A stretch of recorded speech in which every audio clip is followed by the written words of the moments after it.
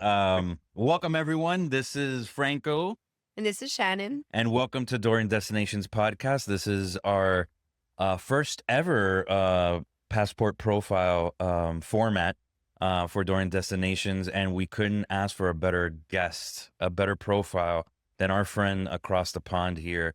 And we're going to introduce him now, but we just wanted to say that. And just remind you that we are your friendly hood travel advisors, and we're not influencers, we're travel advisors. So anything you hear today, we can book and for you, and we could create the ultimate Amsterdam and Netherlands experience. So this is not just informative, this is actually inspirational for you to book. All right, let's get this going. Let's get this going. All right. Stephan, introduce yourself, please. Yes, I'm so excited to be here also in the first show. So I'm feeling now a little guinea pig. So it's good to be here. It's good to be here. Yeah, my name is Stephan. I'm living in Amsterdam in the Netherlands, and I have my own tour company. I've been tour guiding a lot myself, and I now have a team of guides working for me to show Amsterdam, but not only Amsterdam, but also the Netherlands. And I've been doing that now since, 2017? So that's about 9 years, although there were 2 COVID years. So I'm saying 7 years in total. And I'm really excited to tell you a little more, of course, about my country, about the city where I'm living, and also to be the first person in your podcast. I know. And honestly, it's a big honor because when we met you in Venice in the No, we met him in Vienna. in Sorry, Vienna. it's Vienna. the beer. That's right. It's the beer. Yeah. Stephan. Sorry. Oh, yeah, Uh, I was the beer. Okay, yeah, I have Yeah. some here myself too. Okay, so. good. Because remember, we're gonna cheers and we gotta. True, But yeah, we met you there, and it was just you were just so amazing. You gave us so much knowledge about your country and your city, and you could tell that you have the passion that we have for travel. And I think I know that our clients are gonna love to experience your country and your city with you. So we're excited. So I do want to say, travel agents cannot do what we do on our own. And so we work with a million suppliers. And this is a perfect example of a travel agent and supplier relationship. So, when you book with us and we're like, oh, I got the best tour, we have our little Rolodex and we know who to reach out in each country or in each city that can help us plan the amazing trips for you guys. So, so this is great that you guys can see behind the scenes what a relationship is between supplier and travel agent. So let's get this going. Yeah, let's go. Let's All go. right. I'm excited. All right. So I think this segment that we're going to segue into really is more about you, your love for your country and your city. So I think we're going to, kind of toss it to you, Stephan, and tell us, what is it about your town, your country that you love so much? Yeah, that's an easy question, but the answer for that is already hard because it's. I'm born and raised in the Netherlands, so I'm Dutch. What we say, and I even have a beer over here. Look at it. This is, by the way, an American beer from New Holland. Nah. It's from Michigan, because at this moment I'm in Michigan. So, but I thought at least I'm prepared. I'm prepared. No, so I've been living my whole life, born and raised from the cities of Gouda and in Delft. I've been living in Delft, in Rotterdam, and now in Amsterdam. And it is one of the smallest countries in the world. So just to give you an idea, if you go from up north to south, it's 200 miles. And from east to west, it is about 100 Wow. miles. So, and then, Wow. or you will be in Belgium, or you will be in Germany. So it is a very tiny country, but at the same time with a lot that you can see and a lot to do. And I've been living in several parts of it, and I love it to show people around, the cities, the culture, the art, the nature, because it has a lot on this small part of the world. That's amazing. And I know you mentioned that transportation there, it's just like, it's all bikes, right? Like it's all. No bikes. Yeah. I even. So you have to have good cardio to get around, huh? Look at my shirt, Cyclist. cyclist. Yeah. I have. Yeah. So we are basically, I think, in my situation, just to give you an idea, I was 2 years old when I got my first bicycle. So that's still then the one without the pedals. It's just to get your balance. And then I think when I was 3 or 4 years old, my parents were already taking me on my own bike into the traffic. So, because for us, it is our main form of transportation. So we just go everywhere. We go to school, we go to the supermarket, we go to work, we go to friends, to a bar, name it, and you're doing that on a bicycle. So, and that's always That's interesting amazing. because I'm now here in the US at this moment, and then I'm seeing that everything is basically built for cars. Now, the same is in the Hmm. Netherlands, only we build everything for bicycles. So if you come the first time, that can feel a little crazy because even more in like a bigger cities like Amsterdam, then it's like going on and on and on and on because it's heavy traffic because we're all using it. That's great. So That's so there. I'm assuming there's. I mean, is there still Ubers and things like that, or is it just of strictly course, just bikes? yeah, Okay, okay, okay. of course we have, but just also then and also related to my job. So a lot of people are coming to Amsterdam and then asking me like, okay, I want to do a tour of Amsterdam, and do you have a driving tour? And then I'm saying like, yeah, we have a driving tour, but that's not really working because big parts Hmm. of the city center are closed for cars now. So you can walk, you can cycle, but you cannot come there by car. Or Yeah, if you try to do it, it will take 3 times longer than go on a bicycle. So yeah, if you dare take a bike to really see Amsterdam, but otherwise it's also walking. But yeah, of course we have that's cars, but amazing. not as much, and also most of them are quite small. Huh. Nice. That's interesting. Yeah.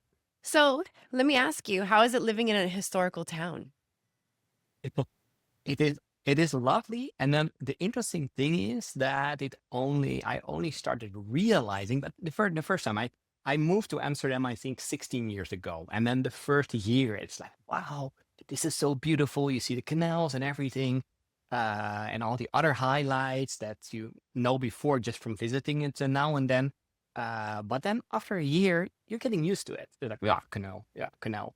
And the interesting thing is, when I started tour guiding in 2017, that was also the moment that the love for my city came back because I'm taking people with me and they're like, wow, look how cool this drawbridge is over here. Look how beautiful this canal is. And I thought like, yeah, you're right. You're right. Because after a while, you don't see it. You You don't get see it anymore. desensitized. Yeah, yeah, Exactly, exactly. So yeah, I'm yeah. in a way I'm really grateful for all people that are coming to Amsterdam that I can take around because they gave me back the love for my city. So thank you guys. That's a great I love soundbite. I that. love that. I love that. You did mention to us in our pre-interview that Amsterdam has 187 nationalities. I did not know Yeah, that. yeah. It's a very international town, and to be honest, it always has been. So we have to go back hundreds of years. It's always been a town, a harbor town, where people from all over the world were coming to trade, just traders, merchants, and everything. So we are quite used already a long time ago to see people that are speaking other languages, people that are having different religions, are looking different, different backgrounds, name it. And it all came together. And yeah, Amsterdam is sort of a melting pot nowadays. And that's one of the reasons why I love it. And that's also at the same time, for people who are traveling, it's easy because the Dutch are on the highest level of speaking English in Europe. So Really? Wow, that's a if great you note. come to the Netherlands, it's quite easy. Let me ask you, because since you're in between Germany and Belgium, and I spent Yeah, a lot of time in Belgium, and I know they speak yeah, two languages there. They have Flemish and French. And then yeah, you're next to Germany where they speak German. What is the yeah. national language in your country? In my country, we have our own language, and that's Dutch. It's But spoken by nobody, do they have different like dialects? Like obviously, like, even. or is Yeah, it yeah, okay? yeah, yeah. I think we have about maybe 25 million people in the world speaking Dutch. About 80 million in the Netherlands, some in Belgium, and then yes, some in South Africa still, like the Afrikaans, the Afrikaner. That's still, The Afrikaans, yeah, yeah. yeah, exactly. That's an old variation. But yeah, that is our main language. But yeah, with 25 million people, you do not come very far. So basically, from a very young age, they're teaching us different languages. So if you come to the Netherlands and people in the Netherlands, they speak, of course, Dutch. Almost everyone speaks on a high level English, but then we also speak German, a little bit of German and a little bit of French. So four Amazing. Yeah. languages. I'm always saying I'm speaking three and a half. So my German is okay. My French is good enough to order a beer or wine or something like that, but not a lot more. So we have the same French capabilities, I guess, because We, yeah, certainly. well, you mentioned it's a harbor city, and I know Yeah. back in Vienna, you gave us some really interesting connections between, New our York. countries, right? United Well, States mostly New Oh, yeah, York, that's and though. true. mostly New York. Yeah. Yeah, Yeah, is that's is true. could That's you touch upon that a little bit? Because I think that's an interesting. yeah, that's yeah, this all goes back to the 17th century when we were trading all over the world. When also the Dutch had several colonies, and we still have some colonies in the Caribbean, by the way. So Yes. Aruba, Bonaire, and Curacao that are still Dutch islands, but the rest all is not there anymore. But one of our most famous colonies, although it was only for 60 years, was New Amsterdam. So we were going to the west to try to find a new route to Asia, and then we were blocked basically, and founded a new colony over there called New Amsterdam. And after 60 years, the British took it over, and they No, made they a would deal never do with. something like that. Yeah, we had some wars. We had some wars in between. We lost a war. They took over. We got to the country of Suriname return. So I think, yeah, it was not the best deal. It was not the best deal. But the interesting thing is that nowadays it is 400 years later, you can still find that Dutch tradition in the Dutch, a lot of Dutch names mainly in New York. So one of the most interesting examples is that the Dutch, when they came over there, they started naming neighborhoods after cities in the Netherlands. So if you're asking me, you're coming to the Netherlands, okay, you maybe know about Amsterdam, but there's a beautiful city. There's a beautiful city just west of the city, west of Amsterdam, 20 minutes by car or 15 minutes by train. And that city is called Haarlem. Haarlem. So not Harlem, but Haarlem, the real one. So Well, if you go south, after like 40 minutes, you're coming in a little village. Yeah, it's not more than a village. And this village is called Breukelen. Breukelen. Now try to pronounce that as in English speaking, Breukelen. Brooklyn.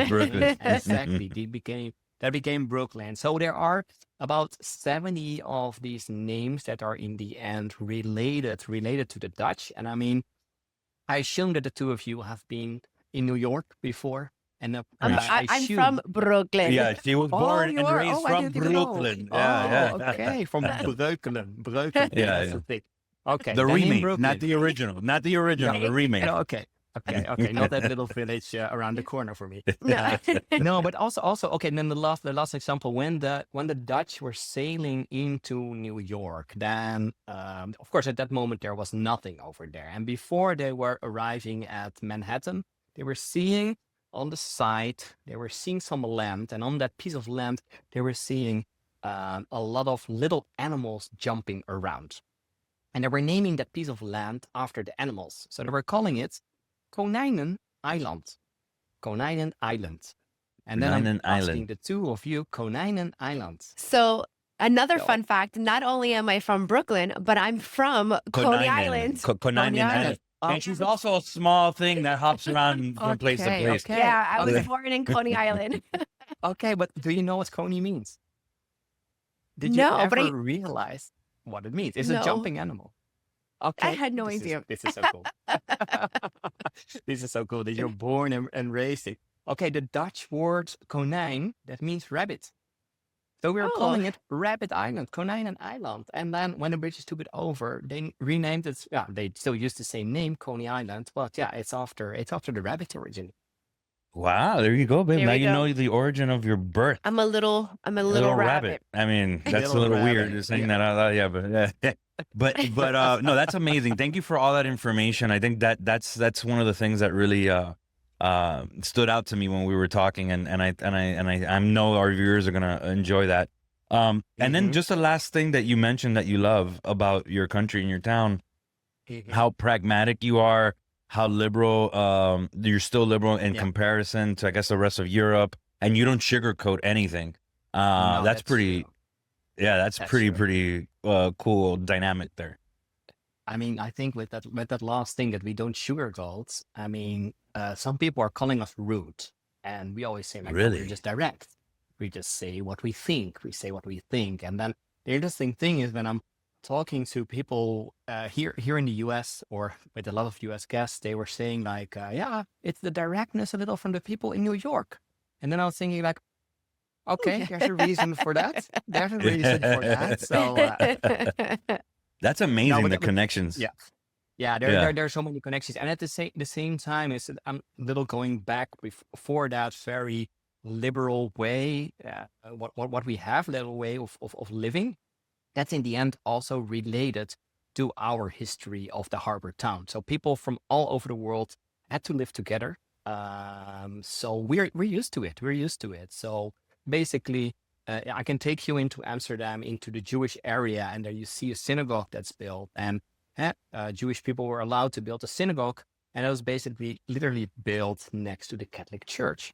So all these, and then of course we also had Reformed churches. So all of them were together, and that is something That's amazing. I'm very proud of, because there are not a lot of places, sadly enough, in the world where that is possible anymore. Yes, That's agreed. amazing. Yeah. That's yeah. So, Stefan, we're gonna quiz you now on your country, okay? Because I want to see Okay. how authentically Amsterdam you are. Did you get this in your pre-interview? Okay, that's I did Okay. not prepare this, so this time now Okay. So okay, so this is truth or fiction, okay? I won't do this. I'm going to get, or both of us, we're gonna give you a statement, and you have to Yeah. let us know if it's a truth or if it's fiction, okay? And then we'll let you know the correct answer with some research behind it. So No pressure. Okay. good. So, truth or fiction, Amsterdam has more canals than Venice. Truth.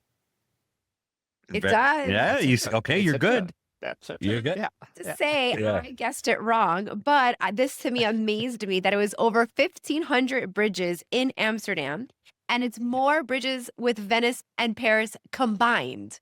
That you guys still have more bridges, so that is pretty Yeah. amazing. Yeah, that is pretty amazing. Pretty amazing. Yeah, we they even call it the run out- Venice, Yeah, the Venice of the North. Yeah. Yeah. Sometimes. Yeah, we even run out of names for some of the bridges. So, but that's another story. We have 1,500. All right. I like this one because I like money. So truth or fiction? Amsterdam was the world's 5th stock exchange ever. Whoa, I don't even know that answer, to be honest. Okay, I well, don't know. I it don't wasn't. It's false. It's not. It wasn't the 5th stock exchange in the world. It was the the first. first stock Oh, exchange in the that's- world. Yeah, although to be honest, I've been reading something about this recently, that we got the beurs, that's how it's called, originally from Belgium. So some people, some historians are Ooh. now saying that and Belgium at that time was also the Netherlands. So the country is still Got it. right, Ah, but some people are saying like no, it's coming from Bruges, the city of Bruges, and Bruges Oh, was more wow. powerful before Amsterdam. So They- but to be honest, Interesting.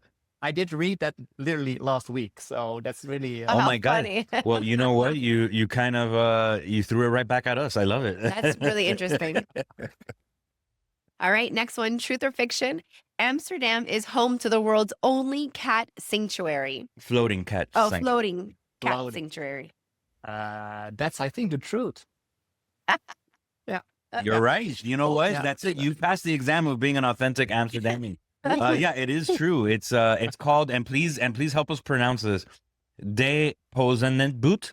It's like Puss in Boots. Puss in Boot. Yeah. Okay. The Poesenbad. The Poesenbad. The Puss in Boot. Okay. Can I tell you a funny story about this? Please. About the Poesenbad. Yeah, not specifically at the Poesenbad. Okay. I started guiding in the Netherlands, and then so I sometimes have guests on my tours, and then on one of the tours I saw a cat, and I love animals. I really love animals, but I saw a cat, and the thing is that in Dutch the word for cat is poes. So poes. So that's how we're calling them. So we have the Poesenboot, that's the cat boats basically. So what I saw the cat, and then in Dutch you're normal to say like pussy, pussy, pussy, pussy, pussy. Oh my. So and then people say, "What are you saying right now? What Are did you you talking say? about other things?" No, I'm talking about the cat. I'm talking about the cat. So, Yeah, but you yeah, could definitely not. we have Okay, the cats. where are you right now? In Tennessee? No, Michigan. In No, Michigan. Don't Michigan, say Michigan. pussy, pussy, pussy, pussy. Yeah, yeah, Yeah, don't No, say no. yeah. yeah. In Michigan. True, true, true. You can cut this off the video if you want. So No. This is like I said. We say we're also direct and okay, unfiltered. good. I love it. But that's amazing. Thank you for playing that game. You passed. So congrats. Thank you. So Thank you. so we're gonna go to the this next segment, and this is the one that we talked about. How I really want. This is more. We're tossing it to you, and you mentioned that you want to talk about certain locations and treats, beautiful cities outside of Amsterdam, Yeah, some Dutch treats, and the European way of traveling. So we're no. passing the mic to you. So please just give us all this Okay. information. Okay, but feel free to interact, I think, or Oh, we to ask will. questions again. So because I mean, Yeah. otherwise I will never stop. And uh, no, it's the thing is, I said already before that I'm living in a small country, and most people only know about Amsterdam. They're saying, now, okay, we're going to Amsterdam, famous for the canals, famous for the red light district, famous for the cheese and a lot of other things. But my recommendation for people, even more if you're coming the second time or if you have a little longer time, is also to go outside of Amsterdam. Because just in 1 hour traveling, or by train or by car, there are 8 different medieval towns with a beautiful historical city center, Wow. most of them with canals.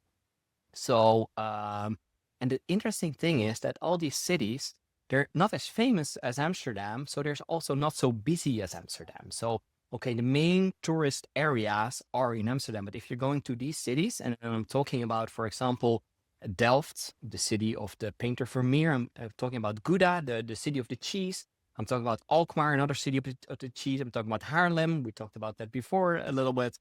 Utrecht, and several more, and they're all so nearby. And if you're going there, it is really the feeling of the old Dutch cities. So that's, I think, Nice. one of the things that I can always recommend people to. So, and then another thing is, one of the biggest questions from people that are coming to the Netherlands are saying like, okay, you're famous for the cheese, but you're also famous for flowers, especially for tulips. And it is just now May, the end of May.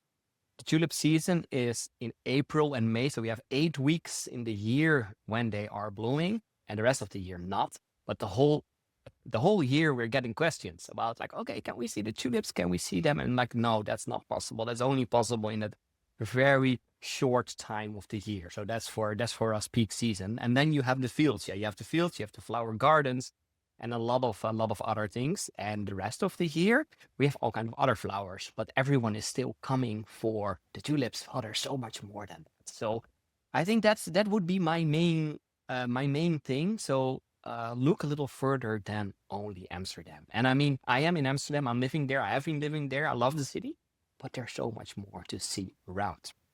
So that's I think one thing. And then of course, I love that. But you said it's about a mile. Like since it is a small country, and you said yeah, it's almost like a mile of like, do you recommend if I'm 1 hour. traveling, Yeah. like put the hub, let's say our hub in Amsterdam, and And then then venture and out. then venture out like day That's a trips possibility. or That's okay. a possibility. So that's also what we are doing a lot with guests, just basically day trips. I mean, if you're going, let's say, to Italy or to Spain, then a lot of times it's like a tour that you maybe have a tour of 5 days. But no, for us, we can easily do day trips. Day trips where you see one of the cities, sometimes even 2 of the cities, and then coming back in the evening to Amsterdam.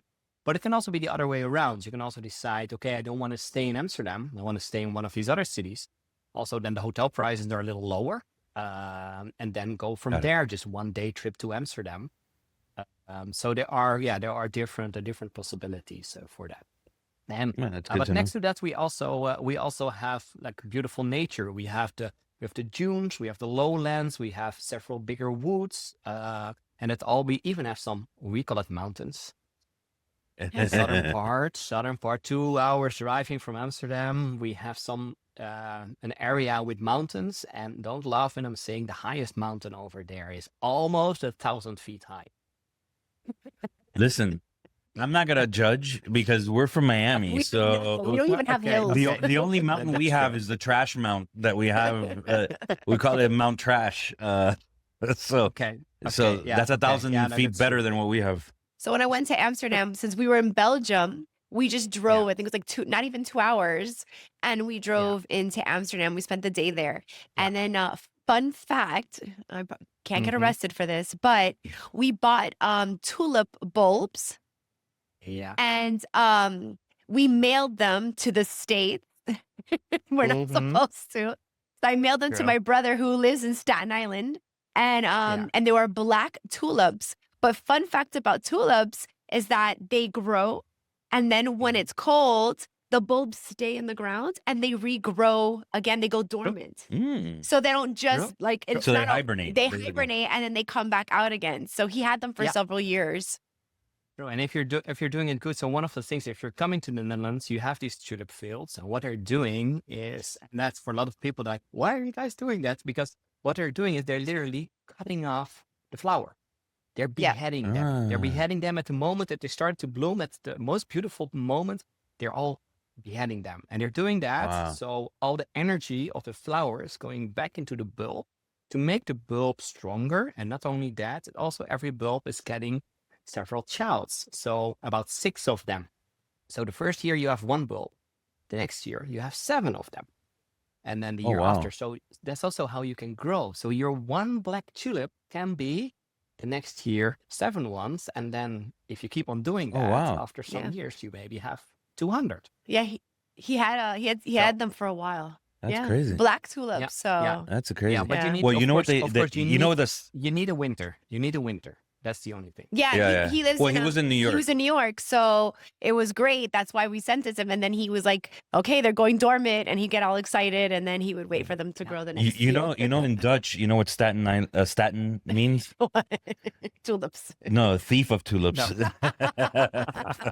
It's also a Dutch word, yeah, by the way. You're right. You're right. Yeah, you You're see. not, you're not even kidding. Yeah. True. Well, True. Stefan, And that was a great. and, Yeah, and then a little thing that's it's also good to know yeah. that black tulip, that is something that we produced. It took flower farmers about 200 years to finally have a black tulip because originally that color did not exist. So they're Really? So just what I did like, was pretty illegal. no, yeah, that's for another reason. That's for another Yeah, reason. but they're But yeah, but they're but yeah, they're but they're Pretty cool. but they're liberal and stuff. They're cool with You it. work it okay. They're cool with it. true. For us, that's fine. How funny. So, Stefan, that was a great segment. Thank you so much. I think you've defined what that segment needs to be, and the great part about it is that you are the person, and you will be the person for our clients to understand your country. So, Question. You mentioned the bikes. Do you do tours on bikes? Yeah, we're basically doing tours walking by car, by bike. Only the car, of course, not inside Amsterdam, but to other cities, yes. But yeah, a lot of bicycle tours too. So if people dare, of course, it is something different. We have helmets, although Dutch people never wear helmets, but for our guests, we have helmets available, and then we can go inside Amsterdam, but or also to the countryside. So we have, for example, a quite popular tour now where we take people and to bring them to the windmills that are just north of Amsterdam. So that's like a 5-hour tour, and then you're going on an e-bike or an electrical bike with pedal assistance, and then seeing different windmills, the countryside. So it is beautiful. It's really Nice. it's really That's a cool. nice alternative. Yeah, That's definitely. amazing. No, And I mean- it's And I mean also if you have we have a lot of families, for example, with teenager kids, and then asking me like, okay, do you have some activities because they have so much energy, and then we're going cycling with them, or we're going cycling and then to an area where it is allowed to make graffiti. So then we're spraying some graffiti, make your own Really? street art. So that kind of What? things. I That's mean, and awesome. we really love to see how we can. I mean, I've been in Miami now. I know Miami is quite famous for the street art. Yeah. So I've seen a lot there. But in Amsterdam, yeah, we have areas where everyone is allowed, we're liberal again, where everyone is allowed to make their own street art. So we're taking people over there, mainly families, and then just make your own street art. That's amazing. I love that. That's pretty neat. That is super amazing. Well, thank you again. Honestly, I can't wait for our clients to see your country with you. Hmm. Now we're going to the last segment of our interview, unfortunately, because honestly, this has been fantastic. I couldn't have imagined a better launch to this franchise. So thank you so much. Okay, so we created a Dorian travel questionnaire. Okay, Yeah. it's inspired by the actor studio. The last questionnaire they ask all the actors at the end, but we're doing it from a travel lens. Okay. The first question Okay. is, what was the first trip that challenged you? Or no, that changed you, sorry. That changed me. Yeah, the thing is that my parents were already taking me at a very young age to all over Europe. I mean, the border is so nearby, so that's quite easy. And then the Dutch way of traveling is camping. So we're always going with the car, with our stuff, with all the food and things, and then bringing it down to southern France or to Switzerland or something like that. So my first time that I remember was one of the holidays that we had in Switzerland, and the only thing that I know about it was the camping, and that there was lightning every night above the mountains, because that was something Oh like my so God. that whoa, every day at the end of a hot day we had always the thunder and the lightning far away, and I think I was 3 years old when I How first beautiful. That's That's pretty a, that's nice. amazing. yeah, Yeah, that's like Uh, child to have that. yeah, that's great. Okay, true, so what true. is one place, you kind of mentioned it, but what is one place that left a lasting mark on you? I think if you talk about that, I've been traveling quite a lot. But the lasting mark, I think, is India. So if I would India? have to do Wow. Dutch things, isn't it? Yeah, India. Yeah, India. And because India, everything's extreme. It is, I think, the most beautiful place I've ever seen. It's also the most dirty place I've ever seen. It's the most busy place I've ever seen. It's also the most remote places that I've ever seen. Everything together in that country. So yeah, that's Wow, but that's yeah, pretty it's not. amazing. It's you have to be a little more. I would not go for my first trip outside of the US to India. So it's one recommendation. So it's a different world. Another question is, what's your favorite word in another language and why? Whoa, It could be a whoa, curse that's word. a.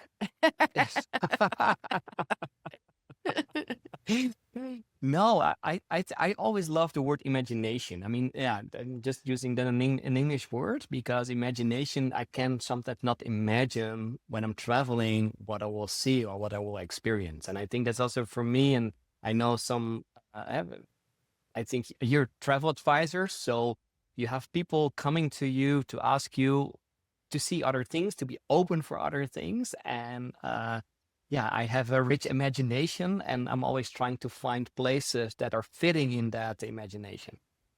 I love Right. that. Yeah, I love that too. All right, so what is the most unforgettable meal you ever had while you were traveling? For that, we have to go to Bangkok.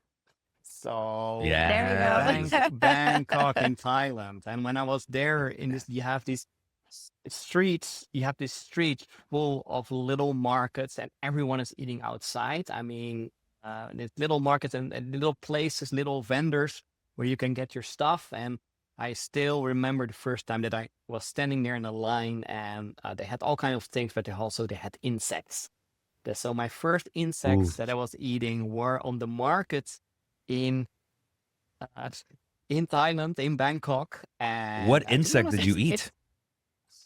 I I mean, if you don't put any even kind of know seasoning on it, anymore. It's just like chips. It's like crisps. That's it. It's not Like very chips? different from. Yeah, exactly. Yeah, you're yeah, yeah, yeah. brave. I would not And do a little that. I don't nutty, know. and a I little don't know. nutty.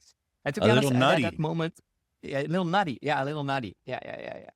No, you're a little nutty for eating Yeah, insects. also, yeah, that's true. That's true. Although I'm now a vegetarian, so I would not do it anymore. But in that time, I still tried it. Well, next question is, um, Yeah. Okay. Wait. Hold on. Did we just ask that? No, Oh, but what's I a asked. moment that challenged? Oh, what's a travel moment that challenged you?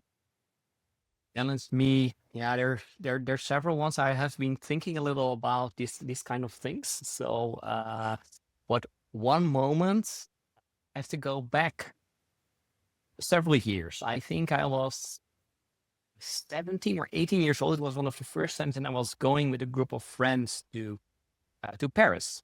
And in Paris, you have like the underground and the metro system. Um, and then one of the nights, it was late, and there had to been some drinking in the city. And in the Netherlands at that time, you could drink beer from 16 and up. It's now 18 and up, but from 16 up. So we had been drinking some wines in Paris, and then went home to our hostel. I think it was a hostel. And then I forgot to step out of the metro. So my friends got out and they sort of forgot me. Yeah, we were a little drunk, etc. So Oh my I god. was still in that metro. And the next moment, I didn't know. The next moment, I was opening up my eyes and I was like, where am I?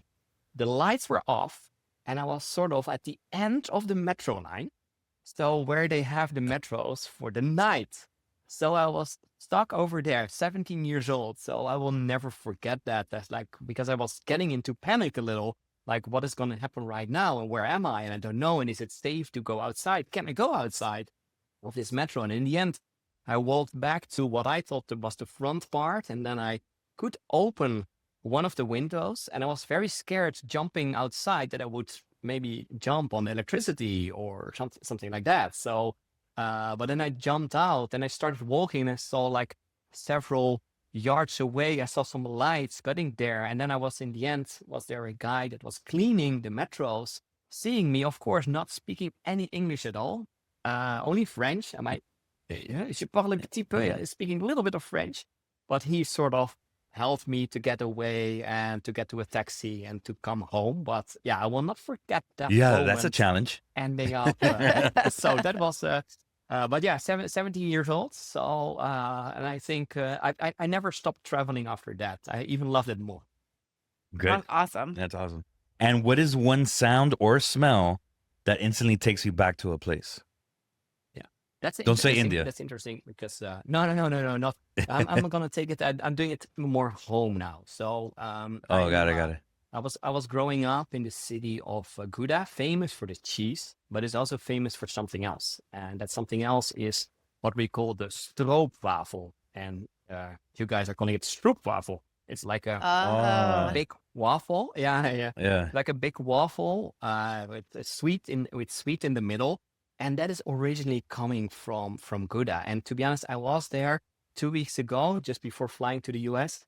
And I was there on the marketplace, beautiful marketplace, and I was literally smelling the real stroopwafels again. And that made me immediately think about, okay, I was Oh, growing up over here. So memories from my youth were coming back because I'm not eating that nowadays anymore. But when smelling a fresh one, I really thought like, okay, yes, that was yeah. That's great. That's great. All right. What's the next one is what is a hidden gem you wish more people knew about? Well, maybe not. Maybe he doesn't want to share the hidden True. gem, and then it's not a hidden gem anymore. Okay. No, this is a good one, and I'm gonna rate this again to the Netherlands because we have been already in Paris and India and Bangkok. No, so there are a lot of people coming to the Netherlands, and okay, they want to see Amsterdam, and also what we're hearing a lot is people that say we want to go to Giethoorn. There's a little village in the northern part of the Netherlands, and that village is famous because it does not have roads. It only has waterways. So you're Mm. going with your boat. So it's a little like Venice. So this may be really the Venice of the North, but it's like a little village. It is quite beautiful. But the thing is, it is so overcrowded during the busy months that I'm always saying to people like, and it's very tiny. And it's like 1.5 to 2 hours by car and 2 hours back. So it's taking you half a day to come there. And then the village itself, after like 1.5 hours, you've seen it. So I'm always saying to people, no, join me. I have an alternative. And that alternative is 20 minutes away from Amsterdam. A little village called Broek in Waterland. And it's very nearby. And the people in Broek in Waterland will not be happy that I'm telling that right now. But it has the same feeling. It has the same feeling. It has these waterways. You can go with a little electrical boat over the water. It has beautiful gardens. You really should Google the name of it, the name of it. So, and that's one of the hidden gems where I like to take people to, because there's nobody there. You're really the only one, and you see the old Dutch village and the beautiful water and a little church, and it's like Disney World a little, only then Nice. without the masses, without the masses. So okay, so now we're almost done, but here's the last Okay. few questions. What do you always pack and why when you travel? What's one What thing I that you always pack? what I'm always packing, and the interesting thing is, I came over here. One of the things that I brought, no, not tulips, no, not tulips, no, no, no. I brought some cheese. I brought some cheese.